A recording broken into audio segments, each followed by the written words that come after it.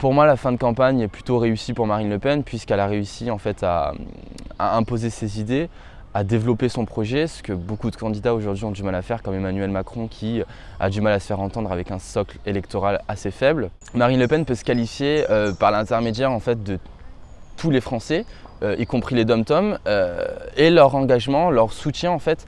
qu'ils ont réussi à montrer à travers les sondages. Donc, en fait, il faudra que les Français n'aient pas peur en fait, de voter Front National, n'aient pas peur de donner à Marine la chance d'être présidente. Si elle était élue, je pense que ça serait un pays plus sûr,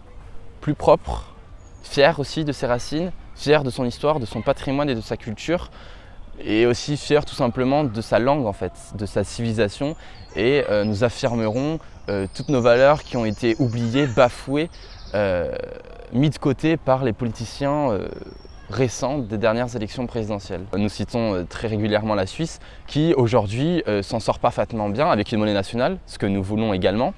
mais aussi aucun accord de libre-échange comme nous l'impose aujourd'hui l'Europe avec notamment le TAFTA, avec le traité de libre-échange du Canada. Les jeunes s'intéressent à la présidence, au gouvernement de la France, c'est évident. Il ne faut pas dire que les jeunes ont un désintérêt total vers la politique. En revanche, les jeunes ont un désintérêt envers l'offre politique qui aujourd'hui ne répond pas à ses besoins, puisque c'est vrai qu'on a tendance à écouter les politiques qui parlent